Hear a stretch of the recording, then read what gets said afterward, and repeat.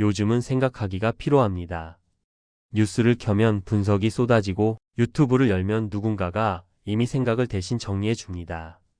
우리는 그저 듣고 고개를 끄덕이며 아, 그렇구나 하고 다음 영상으로 넘어갑니다. 이제는 생각조차 소비되는 시대입니다. 스스로 사유하기보다 타인의 생각을 구독하고 의견 대신 감정을 클릭합니다. 그리고 어느 순간 깨닫습니다. 머릿속이 가득한데 정작 내 생각은 하나도 남지 않았다는 것을요. 세상은 우리에게 더 많이 생각하라고 요구합니다. 더 많은 정보, 더 빠른 판단, 더 정확한 데이터, 더 즉각적인 반응을 원합니다. 하지만 그 모든 요구가 쌓일수록 사유의 근육은 점점 약해지고 있습니다. 우리는 정보를 흡수하지만 그 정보가 내 안에서 숙성될 시간을 갖지 못합니다. 모든 것이 너무 빠르기 때문입니다. 빠름은 효율을 주지만 깊이를 앗아갑니다. 사람들은 말합니다. 요즘은 정보가 너무 많아서 오히려 머리가 아프다. 그건 단순한 피로가 아닙니다. 그건 의식의 피로입니다. 생각이 많다는 것은 사유가 깊다는 뜻이 아닙니다. 오히려 너무 많은 생각이 우리의 의식을 얕게 만듭니다. 생각이 많을수록 그중 어느 것도 끝까지 이어지지 않습니다. 한 생각이 채 정리되기도 전에 다음 정보가 밀려옵니다. 그렇게 우리는 생각을 하는 것이 아니라 생각에 휩쓸리고 있는 것입니다. 한때 생각은 인간을 인간답게 만드는 힘이었습니다. 사유는 세상과 나를 연결하는 다리였습니다. 하지만 지금 그 다리가 무너지고 있습니다. 정보는 넘쳐나지만 사유는 고갈되고 있습니다. 우리는 생각하는 인간에서 생각을 소비하는 인간으로 바뀌었습니다. 그 변화는 눈에 띄지 않지만 몸은 이미 알고 있습니다.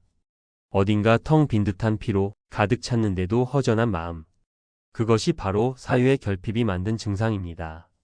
생각의 피로는 단순한 정신적 피곤함이 아닙니다. 그건 존재가 자신과 단절된 상태입니다. 스스로 묻지 않고 타인의 답을 빌려 쓰는 삶 속에서 나라는 존재의 목소리는 점점 사라집니다. 그래서 요즘 사람들은 말이 많아도 진심이 없고 토론이 많아도 깨달음이 없습니다. 모두가 생각하지만 아무도 깊이 생각하지 않습니다. 조용히 앉아서 생각하는 시간이 이제는 낭비처럼 느껴집니다. 사람들은 말합니다. 그 시간에 뭔가 생산적인 일을 해야지. 하지만 그 생산성이 바로 사유를 말라가게 만듭니다. 많은 사람들은 묻습니다. 지금도 생각을 많이 하는데 왜 더 혼란스러울까? 그 이유는 간단합니다. 생각이 많다고 해서 사유가 깊어지는 것은 아니기 때문입니다. 사유에는 반드시 멈춤이 필요합니다. 멈추지 않으면 사유는 방향을 잃습니다. 생각의 피로는 결국 속도를 멈추라는 신호입니다. 조용히 앉아 호흡을 느껴 보십시오. 뉴스의 한 문장을 듣더라도 그 말이 내 안에서 어떤 울림을 만드는지 살펴보십시오. 그것이 사유의 시작입니다. 세상이 빠를수록 생각은 천천히 가야 합니다. 지금 우리에게 필요한 것은 더 많은 정보가 아니라 더 깊은 이해입니다. 생각을 멈춘다는 것은 세상을 외면하는 것이 아니라 세상을 다시 이해하기 위한 준비입니다. 그 고요한 준비의 시간이 바로 생각이 다시 살아나는 시간입니다. 우리는 매일 누군가의 생각을 구독하며 살아갑니다. 뉴스를 보고 칼럼을 읽고 유튜브를 틀고 SNS를 스크롤합니다. 그 속에는 셀 수 없는 생각의 파편들이 흩어져 있습니다. 하지만 그 생각들은 정말 내 것이 맞을까요? 아니면 단지 누군가의 관점을 빌려 쓰고 있는 것일까요? 요즘 사람들은 정보를 찾지 않습니다. 생각의 결론을 찾습니다. 무엇이 옳고 무엇이 틀린지, 누가 맞고 누가 틀렸는지를 스스로 판단하기보다 누군가의 판단을 그대로 가져옵니다. 이것이 바로 사유의 외주화입니다. 과거에는 생각이 느렸습니다. 사람들은 책을 읽고 거리를 걷고 대화를 나누며 하나의 생각을 오랫동안 곱씹었습니다. 그러나 지금은 한 문장, 한 영상, 한 댓글로 생각이 완성됩니다. 깊이 대신 속도, 의심 대신 확신이 자리 잡았습니다. 우리는 끊임없이 누군가의 결론을 소비하고 그 결론을 내 생각인 양 말합니다. 이 시대의 비극은 많이 아는 사람이 늘어났지만 스스로 생각하는 사람은 줄었다는 것입니다. 사람들은 말합니다. 요즘은 다들 비슷한 생각을 하더라. 그건 우연이 아닙니다. 우리는 같은 플랫폼을 보고 같은 문장을 읽고 같은 사람의 말을 듣습니다. 생각은 다양해지는 것처럼 보이지만 실제로는 점점 더 획일화된 사고 속에 갇히고 있습니다. 플랫폼이 추천하는 알고리즘은 우리가 좋아할 만한 생각만 보여줍니다. 그 덕분에 우리는 덜 불편하지만 그만큼 덜 깊어집니다. 사유의 외주화는 편리합니다. 힘들게 고민하지 않아도 되고 실패할 위험도 없습니다. 이미 누군가의 결론이 준비되어 있기 때문입니다. 하지만 그 편리함은 사유의 근육을 서서히 약하게 만듭니다. 스스로 생각하지 않는 삶은 겉으로는 편하지만 속으로는 공허합니다. 그 공허함을 채우기 위해 또 다른 사람의 생각을 구독합니다. 그러나 그 생각조차 내 안에 뿌리 내리지 못하고 다음 정보에 밀려 사라집니다.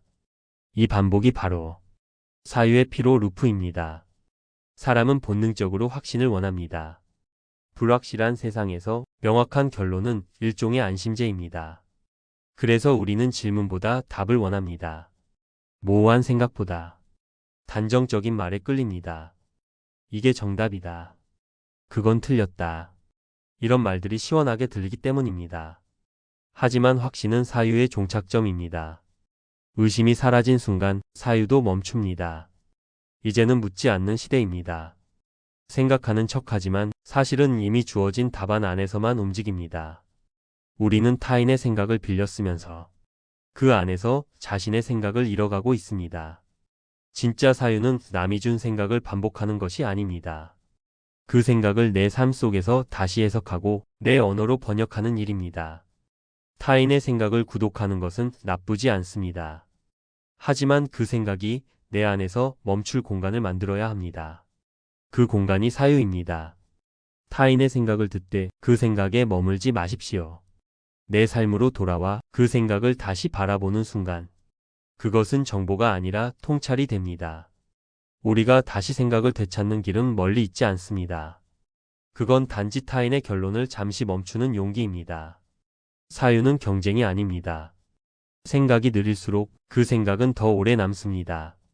지금 우리는 정보의 홍수 속에 살고 있습니다. 뉴스, 영상, 피드, 광고, 댓글, 통계, 예측까지. 세상은 매 순간 새로운 데이터를 쏟아냅니다. 정보는 넘쳐 흐르지만 그 속에서 사고는 점점 단절되고 있습니다. 지식은 많아졌지만 이해는 얕아졌습니다. 말은 늘었지만 대화는 사라졌습니다. 사람들은 더 많이 알고 있지만 그 알미 삶을 바꾸지는 못합니다. 왜일까요? 그 이유는 간단합니다. 정보는 연결되지만 사고는 연결되지 않기 때문입니다. 정보는 빠릅니다. 데이터는 즉각 반응하고 통계는 즉시 결과를 보여줍니다. 하지만 사고는 느립니다.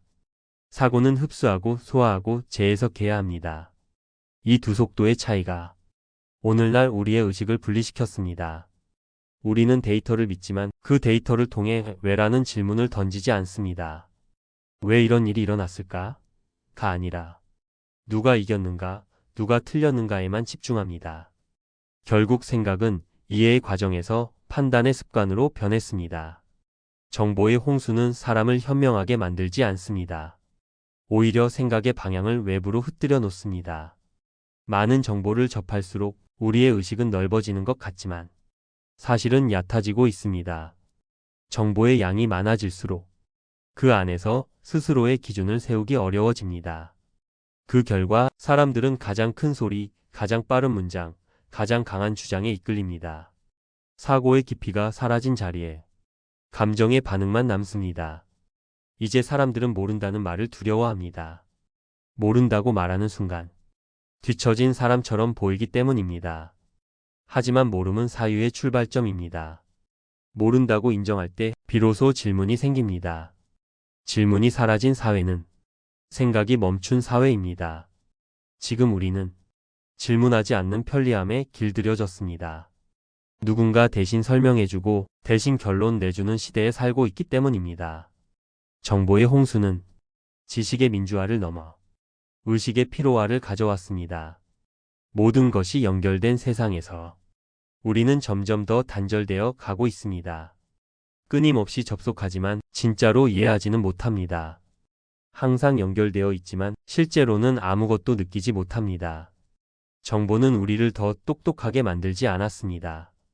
오히려 더 산만하고 불안한 존재로 만들었습니다. 생각의 단절은 기술의 문제가 아니라 속도의 문제입니다. 너무 빠른 정보의 흐름 속에서 우리의 의식은 아직 멈출 줄을 배우지 못했습니다. 생각은 느려야만 깊어집니다. 깊어야만 통찰이 생깁니다. 정보는 답을 주지만 사유는 방향을 줍니다. 그리고 그 방향은 느림 속에서만 보입니다. 정보의 홍수 속에서도 사유의 고요를 지킬 수 있는 사람, 그가 진짜 현명한 사람입니다. 그 사람은 더 많이 알지 않아도 더 명확히 봅니다. 세상을 바꾸는 건 많은 정보가 아니라 깊은 이해입니다. 생각을 회복한다는 것은 다시 느려지는 일입니다. 우리는 늘 빠른 답을 원합니다. 뉴스는 실시간으로 세상을 쏟아내고 사람들은 몇 초 만에 판단을 내립니다. 하지만 그 속도 속에서는 사유가 자랄 수 없습니다. 사유는 시간이 필요합니다. 의심하고 머뭇거리고 자신의 마음을 바라보는 시간이 있어야 비로소 생각은 뿌리를 내립니다. 요즘 사람들은 느림을 두려워합니다. 조용히 생각하면 뒤처질 것 같고 멈추면 아무것도 이루지 못할 것 같습니다. 하지만 느림은 뒤처짐이 아닙니다. 느림은 방향을 되찾는 과정입니다. 빨리 가는 사람은 더 많은 길을 잃고 천천히 가는 사람은 길의 의미를 배웁니다. 우리가 잃어버린 것은 속도가 아니라 방향입니다. 사유의 회복은 생각의 회귀가 아니라 존재로 돌아가는 일입니다. 무엇을 생각할까 보다 어떻게 존재할까를 묻는 것입니다. 조용히 눈을 감고 지금 내 안에서 어떤 감정이 흐르는지, 어떤 생각이 나를 스쳐가는지 지켜보십시오. 그 관찰의 순간 생각은 다시 생명력을 얻습니다. 사유는 통제나 노력의 결과가 아닙니다. 그건 존재가 스스로를 자각하는 리듬입니다. 사유의 회복을 방해하는 건 생각의 부족이 아니라 침묵의 결핍입니다. 우리는 너무 많은 말을 하고 너무 많은 정보를 듣습니다. 하지만 사유는 말이 멈춘 자리에서 시작됩니다. 언어의 소음이 사라질 때 비로소 생각의 목소리가 들립니다. 그 조용한 목소리는 작지만 그 안에는 세상의 진실이 담겨 있습니다. 사유는 정답을 찾는 과정이 아닙니다. 정답을 포기하고 의미를 찾는 과정입니다. 의미는 빠르게 오지 않습니다. 그건 마치 씨앗이 흙 속에서 천천히 자라듯 시간과 여백 속에서 피어납니다. 그래서 사유는 느릴수록 아름답습니다. 느림은 단순한 속도의 문제가 아니라 존재의 품격입니다. 조용히 걷는 사람은 세상의 속도를 두려워하지 않습니다. 그는 목적지가 아니라 걸음의 결을 느끼기 때문입니다. 사유의 회복도 같습니다.